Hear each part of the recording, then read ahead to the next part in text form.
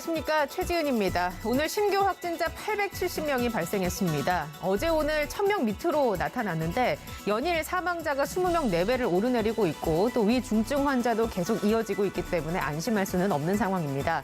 날씨가 매우 추워지면서 실내 활동도 많아지고 있는데요. 거리 두기와 개인 위생에 더욱더 주의를 기울여 주시기 바랍니다. 잠시 후 코로나 상황과 이슈 전문가들과 함께 심층적으로 짚어보겠습니다. TBS 특보 코로나19 오늘도 현재까지 들어온 속보 중심으로 살펴봅니다. 먼저 서울시에 나가 있는 취재기자 연결해서 밤사이 확진자 집계 상황 그리고 주요 대응책들 살펴보죠. 국인진 기자. 네, 수도권 코로나19 대응 상황실에 나와 있습니다. 네, 국내 신규 확진자 상황부터 살펴볼까요? 네, 오늘 0시 기준 국내 코로나19 확진자는 870명 발생했습니다. 어제 신규 환자 수인 840명보다 30명 많은 수치인데 지난 5일 이후 사흘 연속 1000명 아래를 유지하고 있는 상황입니다. 신규 확진자는 국내 발생이 833명, 해외 유입이 37명입니다.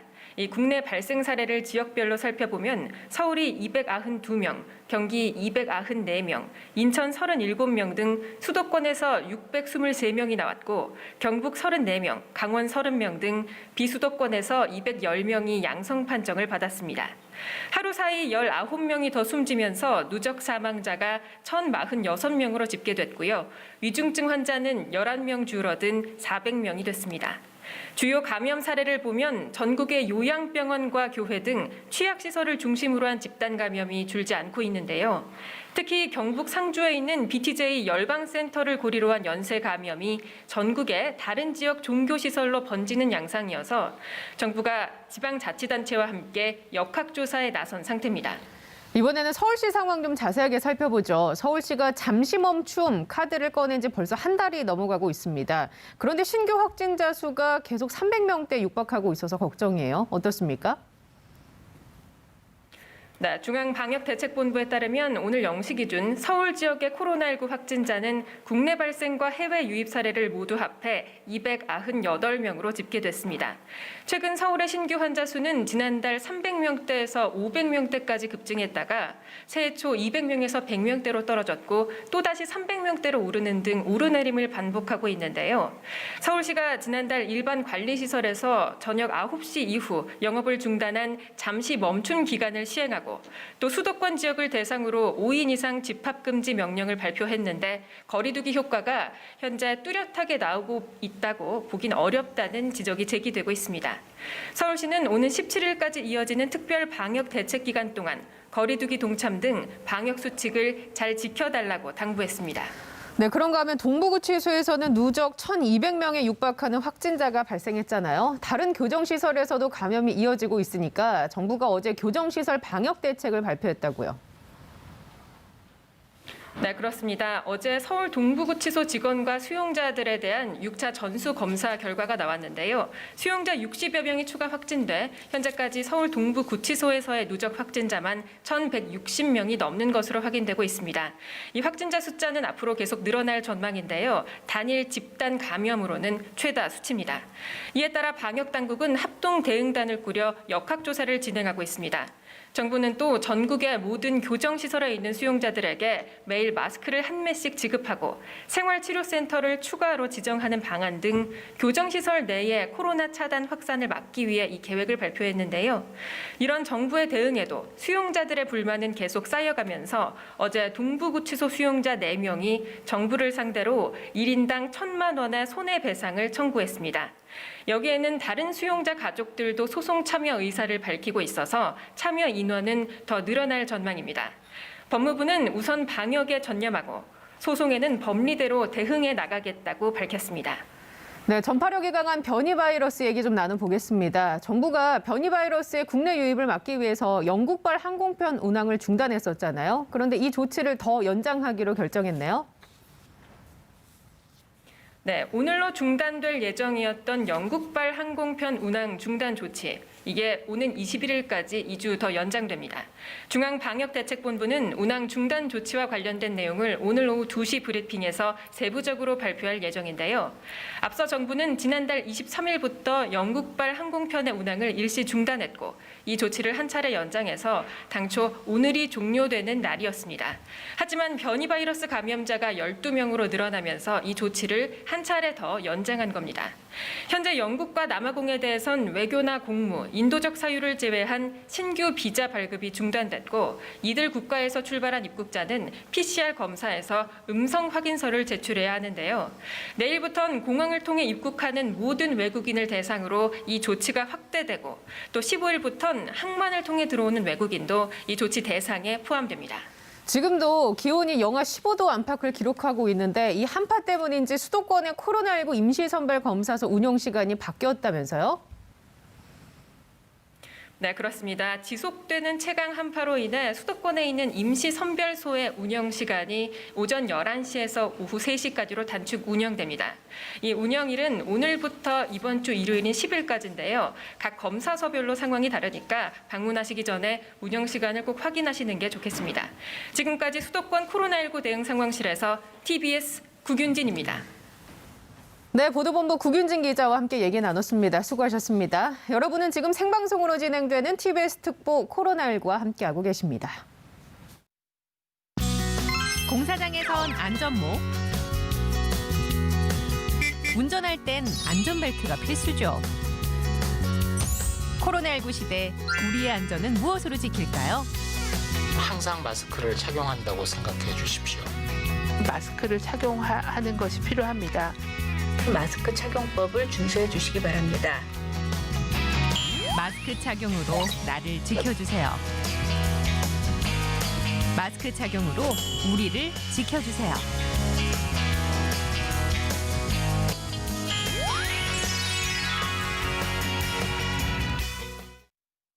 계속해서 국내외 코로나19 상황과 이슈 전문가 두 분과 함께 살펴보겠습니다. 먼저 서울대우 중앙대 약학대학 교수 모셨습니다. 안녕하십니까? 예, 안녕하세요.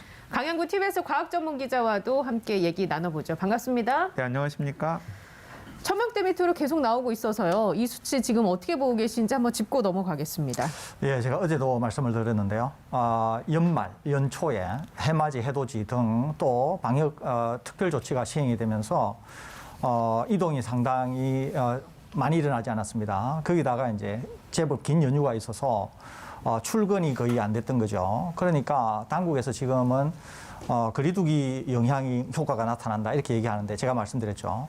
반은 맞고 반은 동의하기 어렵다고. 동의하기 어려운 부분은 출근을 실제로 안 한 기간이 굉장히 깁니다. 그런데 지금 보시면 다소 낮아지다가 실제로 낮아지는 게 둔화되면서 약간 올라가는 경향을 보이지 않습니까?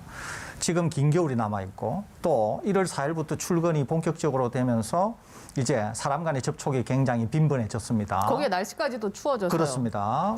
눈도 많이 오고 예. 굉장히 어려운 시기거든요. 그러니까 지금 1월 4일부터 이번 주의 효과는 분명히 다음 주 수목금토에 나타날 거거든요. 그러니까 오히려 며칠 지나면은 하향 내려가기보다는 다시 곡선이 꺾어서 상향 추세로 바뀔 가능성이 많습니다. 근데 만약에 다음 주 수목금토도 지금 수치 정도 혹은 지금 수치보다 좀 적게 나오면은 우리가 긍정적으로 해석을 해도 될까요? 긍정적으로 해석할 수는 있습니다. 그런데 또 여기서 지켜볼 것은 이제 17일이면은 강화된 방역 조치가 다시 이제 유지가 될 거냐 아니면은 하향 조정이 될 거냐라고 하는 건데 방역 당국이 취한 조치 중에서 형평성 문제가 제기되면서 지금 각 업소를 운영하는 분들의 반발이 상당히 심각하거든요. 그러면은 17일 날 결정을 할 때 지금의 조치를 그대로 유지하기가 굉장히 어려울 가능성이 있습니다. 오히려 하향 쪽으로, 그러니까 단계를 낮추는 쪽으로 갈 가능성이 있다는 거죠. 워낙 실제 현장에서의 압박 때문에. 그렇다고 하면은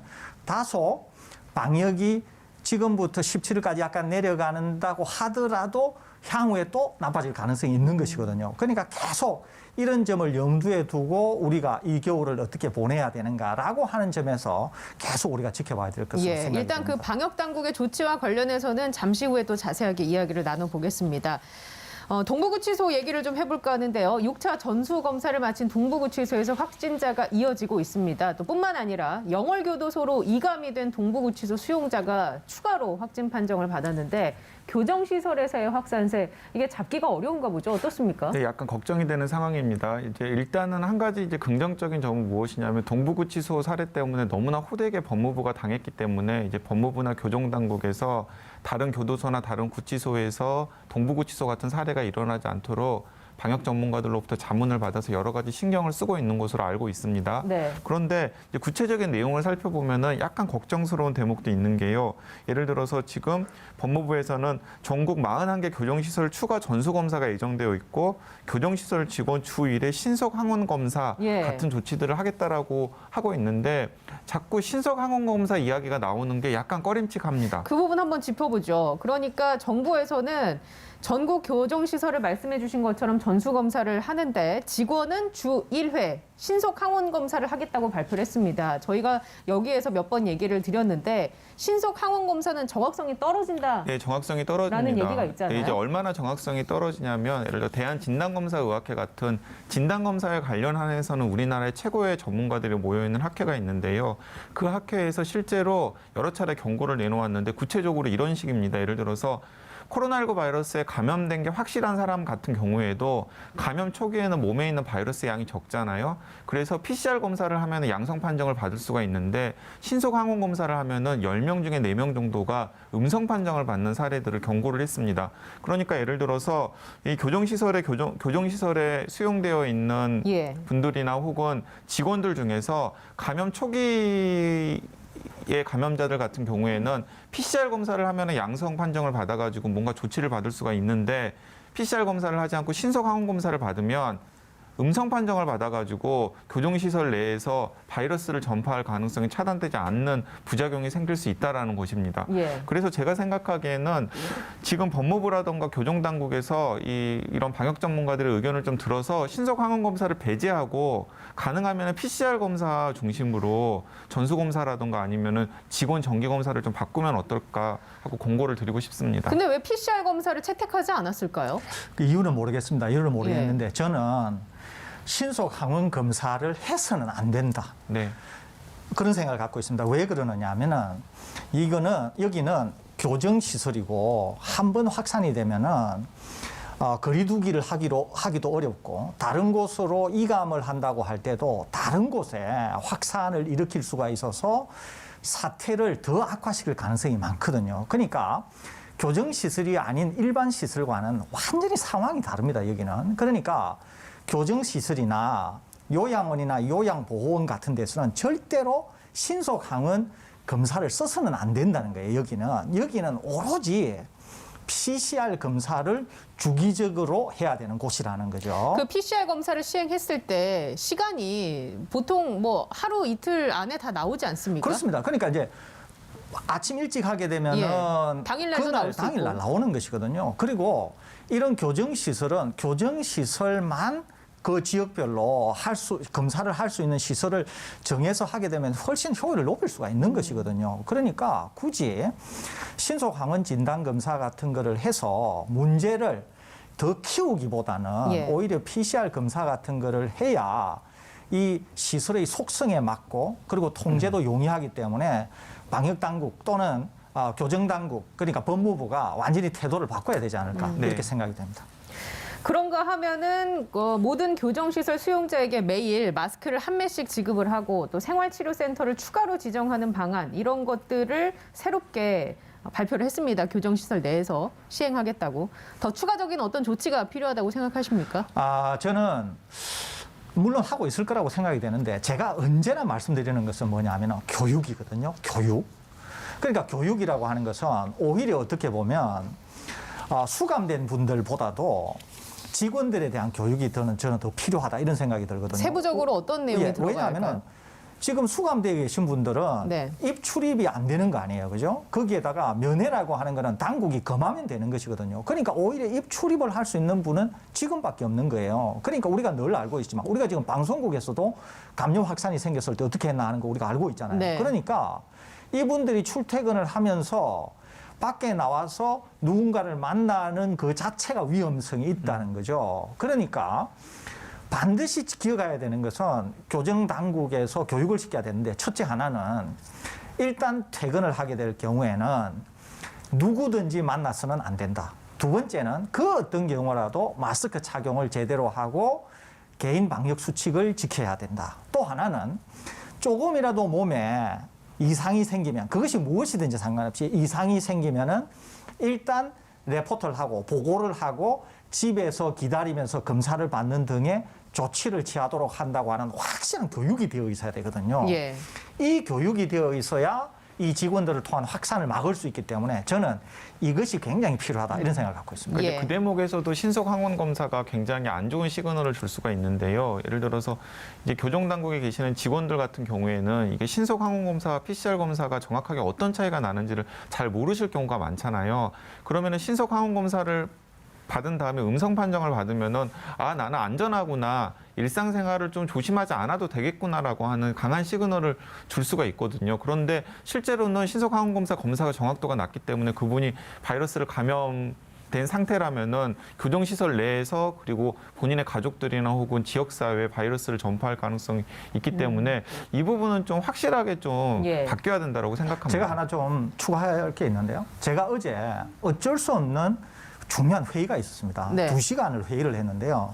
제가 회의를 하면서 어떤 조건을 붙였느냐 하면은 마스크는 무조건 2시간 동안 착용하고 있어야 된다. 그리고 음료나 물이든 그 어떤 경우에라도 마스크를 벗을 수 있는 조건이 돼서는 안 된다. 이 조건을 붙이고 2시간 동안 회의를 했거든요. 예. 이분들이 악수도 안 했지만은 아무도 마스크를 열지를 않았어요. 거기에다가 물도 우리가 안 마셨거든요. 그리고 나서 모임이 언제 끝났느냐 하면, 회의가 언제 끝났느냐 하면 거의 6시경에 끝났는데 우리가 하나같이 밥을 같이 먹어서는 안 된다. 이러면서 헤어졌어요. 네네. 그러니까 제가 드리는 말씀은 뭐냐면은 모든 개개인들이 이런 생각을 가지셔야 바깥에서나마 감염이 안 되고 또 감염 확산을 줄일 수가 있는 것이거든요. 예. 그래서 꼭 이런 걸 명심해야 될 것으로 생각이 근데 듭니다. 진짜 일리가 있는 게 강 기자의 얘기처럼 직원이 감염된 줄 모르고 있다가 그게 오히려 역으로 지역사회로 또 퍼질 수 있는 맞습니다. 가능성이 있기 때문에 네. 교정시설 안에서 그치는 게 아니라요. 그 부분은 우리가 심각하게 고민을 해야 할 것 같습니다. 자, 정부의 정책에 관한 얘기를 좀 나눠볼 텐데, 코로나19 상황이 1년 가까이 계속되면서 많은 분들이 정말 어려움을 느끼실 겁니다.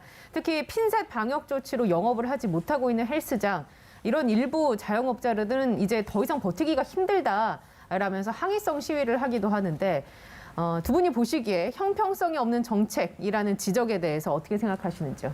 형평성이 없습니다. 예를 들어서 그 수도권 거리두기 2.5단계에서 실내 체육 시설이 허용되는 곳과 금지되는 곳을 봐도요, 아마 상식이 있는 시청자들이 보셔도 이게 도대체 어떤 맥락인지 약간 이해가 안 되실 겁니다. 예를 들어서 허용되는 곳은 태권도장, 합기도장, 검도장, 유도장, 우슈장, 권투장, 레슬링장은 허용이 되는데요. 예를 들어서 주짓수, 킥복싱, 무에타이, 특공무술은 허용이 안 돼요. 땀이 더 나고 덜 나고 이런 차이일까요? 그러니까 권투랑 네. 킥복싱이 무슨 차이가 있고, 네. 예를 들어서 유도나 우슈나 레슬링과 무에타이나 주짓수가 도대체 무슨 차이가 있는지를 예. 이 도장을 운영하시는 분들이나 그 도장을 다니시는 분들은 도대체 납득할 수가 없는 거죠.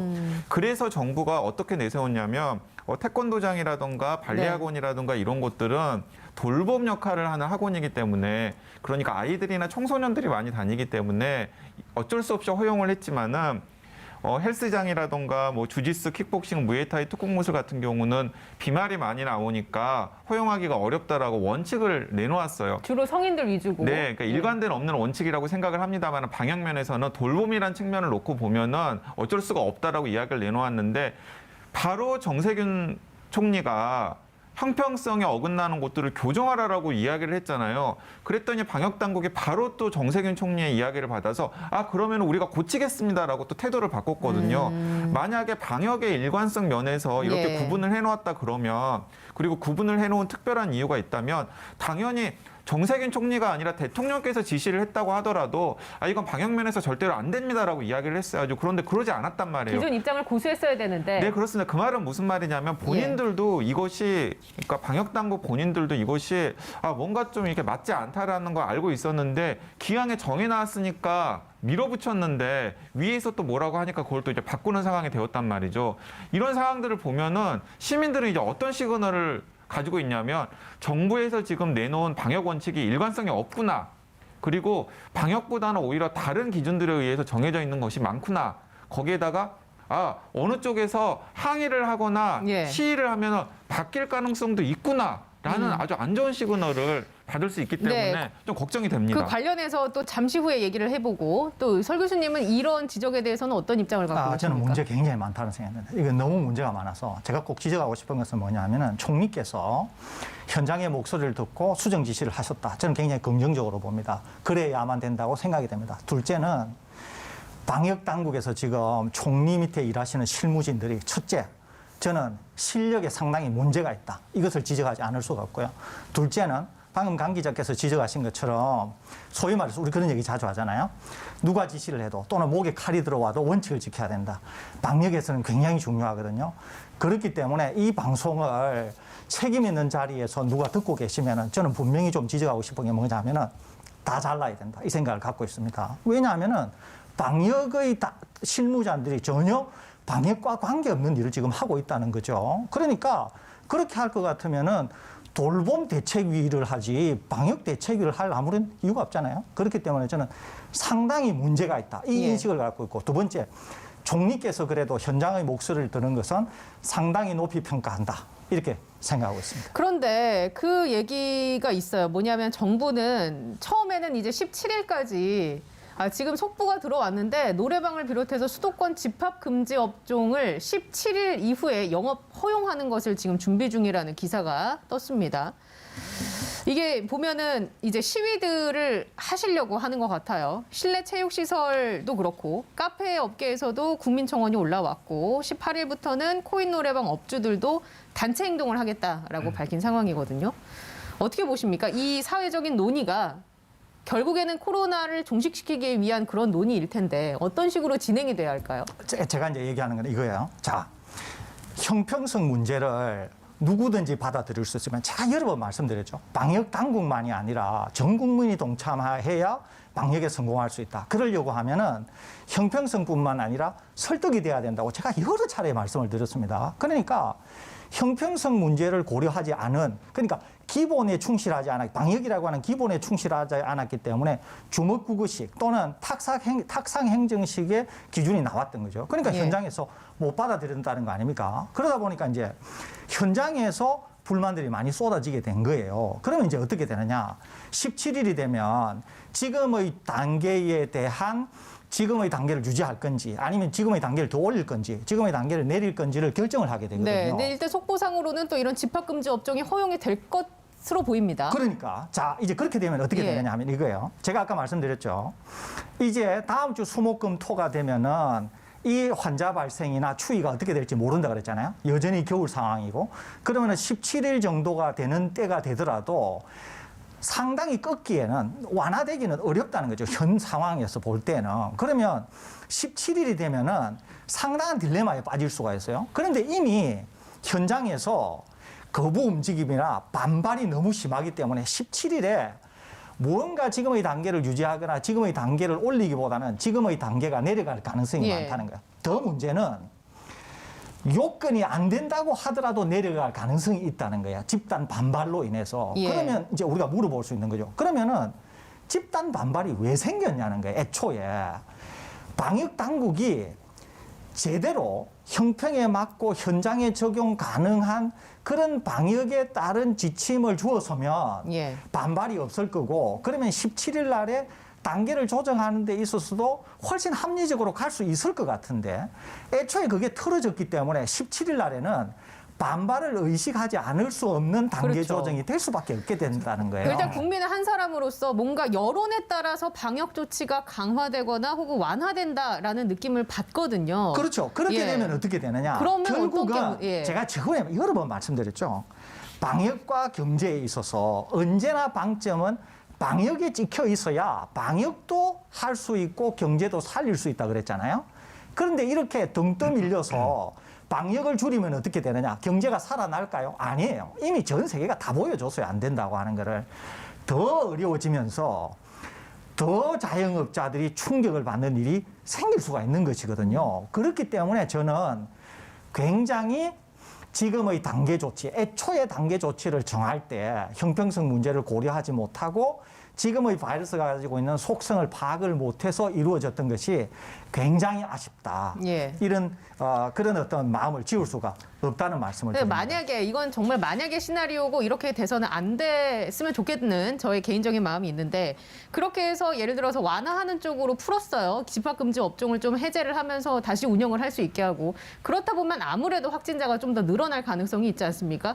그렇게 또 늘어난 확진자 수를 보면 정부 측에서는 또 가만히 있을 수는 없고 이렇게 이게 악순환이 되면 어떻게 자, 해야 되나요? 그러니까 바로 그런 일이 예. 생길 것 같습니다. 그러니까 지금 제가 확인한 바로는 정부에서는 500명대 정도를 마지노선으로 생각하고 있는 것 같습니다. 그러니까 다음 주까지 상황이 좋아져서 500명대까지 확진 환자가 줄어들면 17일 날 바로 단계를 격화하려고 지금 만지작 하고 있는 상황인 것 같고요.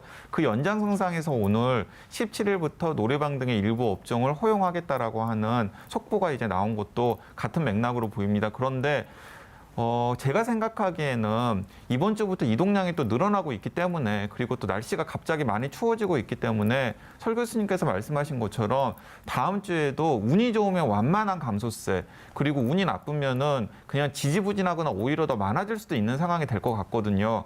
그런데도 17일 날 어쨌든 정부가 내놓은 게 있고 그런 기대감을 가지고 있잖아요. 많은 시민들이. 그렇기 때문에 17일 날 어떤 식으로든지 간에 단계를 격화할 수밖에 없어 보입니다. 그러면 어떤 일이 생기냐면 단계는 격화되죠. 날씨는 더 추워지겠죠.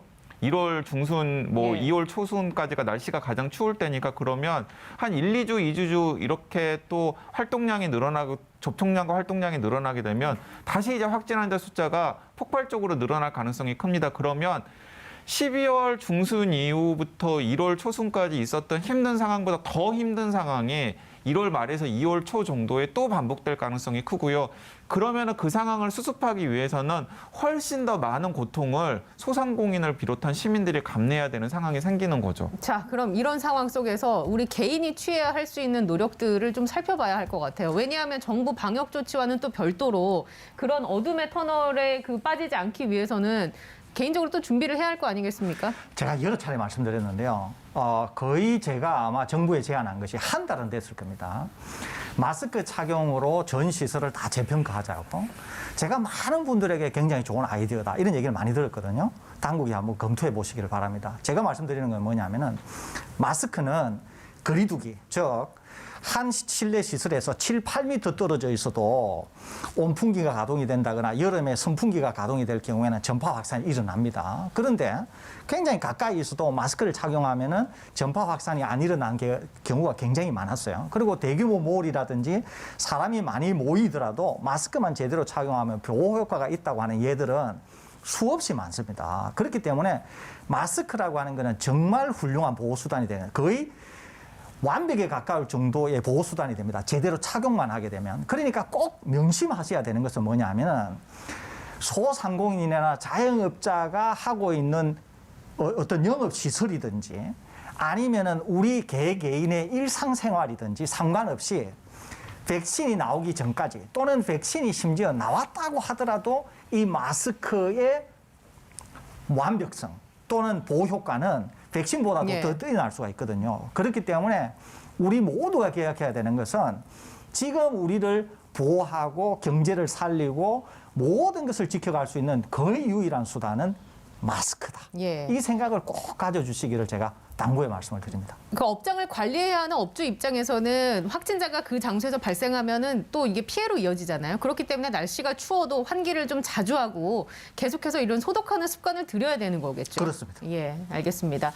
자, 이번에는 해외 소식을 한번 짚어보겠습니다. 일본 얘기를 좀 해볼까 하는데요. 신규 확진자가 5,000명에 육박하고 있습니다. 오늘 긴급 사태를 선언할 예정인데 현재 일본의 상황 얼마나 심각한 상태입니까? 네, 이제 굉장히 지금 심각한 상황인데 일단은 신규 확진자가 처음으로 일본에서는 6천 명을 돌파하는 사례가 하나 나왔고요. 그리고 또 이틀 연속 이제 최다 기록을 하면서 누적 26만 명의 환자가 이제 육박되고 있는 상황입니다. 그래서 일본 내 많은 전문가들이 굉장히 비관적인 목소리를 내고 있어요.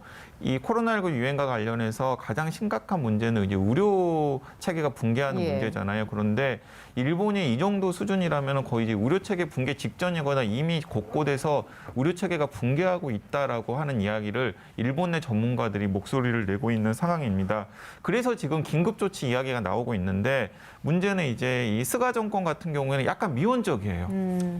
이 사실은 이제 긴급조치 선언을 한다라는 것 자체가 일본의 방역 상황이 굉장히 심각하다라는 걸 전 세계에 공표를 하는 것이기 때문에 이 정권을 유지해야 되는 입장에서는 그런 조치를 취하는 게 아무래도 좀 조심스럽겠죠. 그런데 지금 일본 상황이 지금 코로나19 유행 기간 중에서 가장 심각한 상황으로 치닫고 있다라는 것은 확실해 보입니다.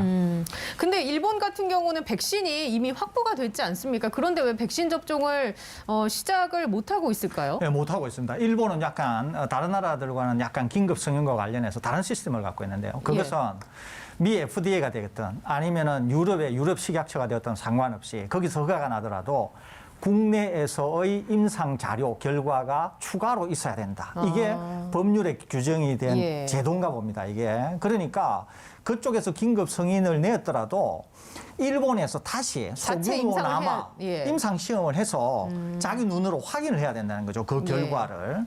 그렇기 때문에 일본에서 지금 임상 시험을 하고 있는 것으로 생각이 됩니다. 그리고 그 결과가 나와야 법률 제도에 따라서 승인이 나고 접종이 될 것 같은데 이렇게 되면은 심지어는 도입은 우리가 늦었지만 우리가 훨씬 더 빨리 접종을 마무리할 수 있을 것 같고 일본은 그래서 지금 확진자가 너무 많이 나오고 있고 일본은 올해 올림픽을 앞두고 있지 않습니까? 그 상황에서 백신 접종이 늦어지고 있기 때문에 거기에다가 너무 확진자가 많이 나와서 일본의 의료 체계가 거의 마비되다시피 하기 때문에 일본은 상당 기간 상당히 심각한 그런 상황에 처할 것으로 생각이 됩니다. 그 백신과 관련해서도 상황이 심각한데 좀 융통성이 발휘가 될 수 없나라는 생각도 좀 들긴 하는데 일단 이게 법으로 되어 있으면은 법을 어길 수는 없기 때문에 아마 보죠. 그런 문제가 있는 것으로 보입니다. 자, 그런가 하면 미국 의료 시스템이 사실상 붕괴됐다라는 언론 보도도 있는데 어떤 상황입니까? 네, 일단은 미국도 지금 이제 4일 기준으로 코로나19 입원 환자가 12만 명 정도로 이제 확인이 되고 있는데요.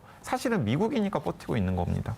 어떤 얘기죠? 그러니까 미국이 어쨌든 간에 전 세계에서 가장 효율적이고 풍족한 의료 시스템을 가지고 있기 때문에 뭐 이제 민간에 의존하고 있는 의료 시스템이기 때문에 여러 가지 문제가 많기는 합니다만은 어쨌든 간에 기존의 의료 시스템과 관련된 인프라들이 많고 그만한 자원을 가지고 있는 나라이기 때문에 굉장히 많은 환자들이 생기고 있는데도 불구하고 어떤 식으로든 간에 버티고 있는데 지금 그 한계치를 넘어섰거나 거의 이제 그 한계치에 이제 다다르고 있는 것으로 보입니다. 예를 들어서 이제 지속적으로 환자들이 많이 발생했습니다만 환자들의 연령대가 좀 어렸었고 그리고 또 여러 가지 의료 인프라가 갖춰져 있었기 때문에 잘 방어를 했던 주가 캘리포니아 같은 주거든요. 근데 이 캘리포니아 같은 곳에서는 지금 이제 덜 급한 수술을 연기하라라고 하는 지침들이 지금 각 병원으로 지금 가고 있는 상황이고요. 그리고 또 어떤 곳들에서는 심정제 환자는 아예 받지 마라. 그러니까 심정제 환자를 받지 말라는 이야기는 뭐냐면 포기하겠다는 얘기인가요? 포기하겠다라는 이야기죠. 예를 들어 심정제 환자가 들어오더라도 PC 같은 것들을 통해서 어쨌든 간에 다시 회복시킬 수 있는 가능성이 조금이라도 있기 때문에 기존에는 응급처치를 했었잖아요. 근데 그런 식의 응급처치를 더 이상 심폐소생술 같은 응급처치를 더 이상 하지 않겠다라는 이야기를 하고 있는 것이기 때문에 지금 미국의 상황에 의료 한계선에 육박하거나 아니면 어떤 지역에 따라서는 의료 한계선을 이제 넘어선 곳들도 있는 것으로 지금 확인이 되고 있습니다. 전 세계 사망자가 오늘 아침에 제가 보니까 한 186만 명 정도 되더라고요. 이게 수치로 이렇게 나타나니까 더 큰일입니다. 자, 이렇게 심각한 상황인데 백신 접종에 대한 거부감도 존재를 합니다. 유명 스포츠 스타가 백신 접종을 독려하는가 하면 일부에서는 주말까지 확보된 접종을 다 소진하지 않으면 미국의 경우입니다. 벌금 1억을 물린다라는 내용이 등장했는데 백신 접종을 이렇게 꺼리는 이유가 있을까요? 네, 있습니다. 이게 흑인들 같은 경우에 특히 아프리카계 미국인 같은 경우에 백신 접종을 특히 이제 꺼리고 있는데요. 이제 이게 역사적인 좀 끔찍한 사건이 있습니다. 이제 1932년부터 이제 수십 년에 걸쳐 가지고 엘라베마주에서 일어났던 아프리카계 미국인 흑인을 대상으로 한 생체 실험에 대한 이 아픈 아픈 기억 때문에 그 아프리카계 미국인들이 굉장히 이제 이런 정부에서 무엇인가 약을 줬을 때 그 약에 대한 거부감을 가지고 있는데요.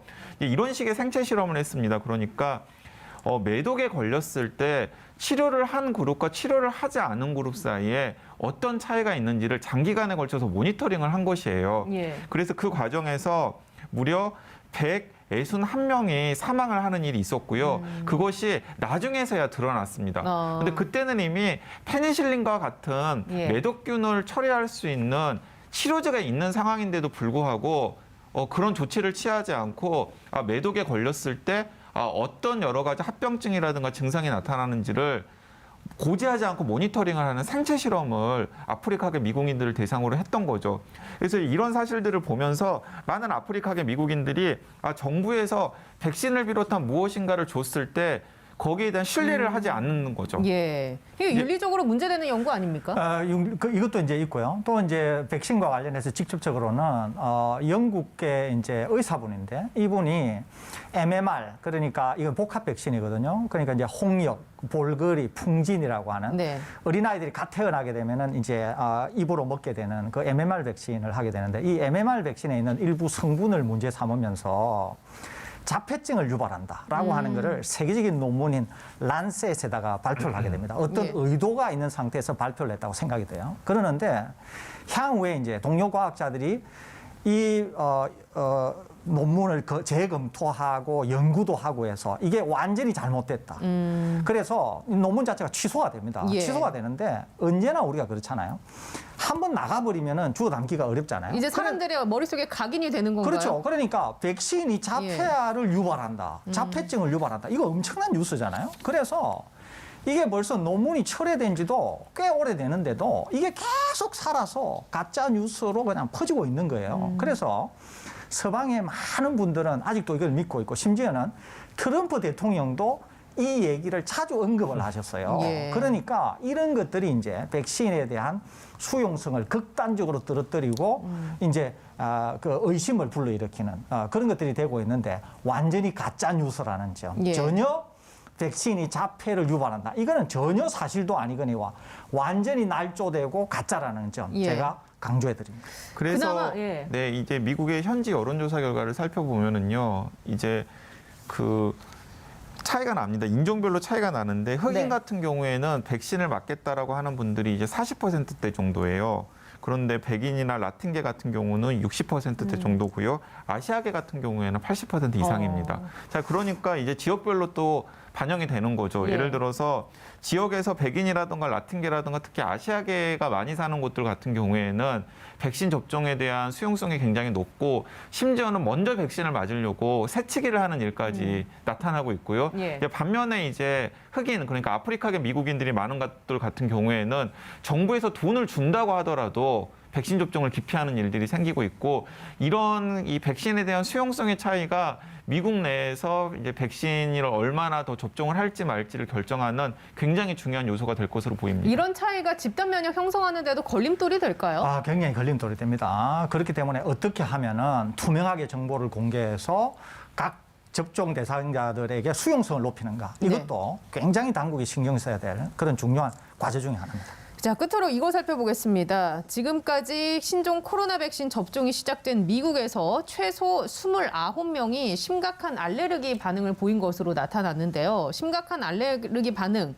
어떻게 해석할 수 있을까요? 백신 접종 계속해도 되는 거겠죠? 이 아나필락시스라고 하는 이제 예. 중증의 급성 전신 반응은 중증 부작용에 속합니다. 그러는데 이 중증 부작용은 치료제가 있습니다. 그것을 적당한 타이밍에 이제 맞게 되면은 충분히 통제가 가능한 것이거든요. 그러니까 접종이 되신 분들이 의료기관에서 한 30분 정도 머물러 달라고 하는 이유도 거기 있는 것이죠. 그러니까 중증 부작용이기는 해도 크게 엄청나게 염려할 정도는 아닙니다. 다만 100만 명 중에서 29명 정도라고 하니까 통상의 독감 백신보다는 한 4배 정도 높다고 알려져 있지만 그럼에도 불구하고 지금 이 코로나19 백신은 전 국민이 접종하면서 집단 면역을 빨리 형성하는 게 여러 가지로 유리한 측면이 있거든요. 거기에다가 제가 조금 전에 말씀드렸죠. 중증 부작용은 아나필렉시스가 생긴다고 하더라도 충분히 의료기관에 있으면서 어떤 약으로 통제가 가능하기 때문에 그렇게 염려할 정도는 아니다. 그런 점에서 접종을 꺼려할 이유는 되지 않는다. 이렇게 정리할 수 있을 것으로 생각이 됩니다. 네, 알겠습니다. 지금까지 서울대우 중앙대 약학대학 교수 강양구 TBS 과학전문기자와 함께 얘기 나눴습니다.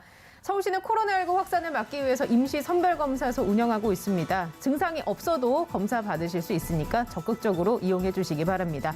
저는 여기서 인사드리겠습니다. 추운 날씨에 건강한 하루 보내시기 바랍니다. 시청해 주신 여러분 고맙습니다.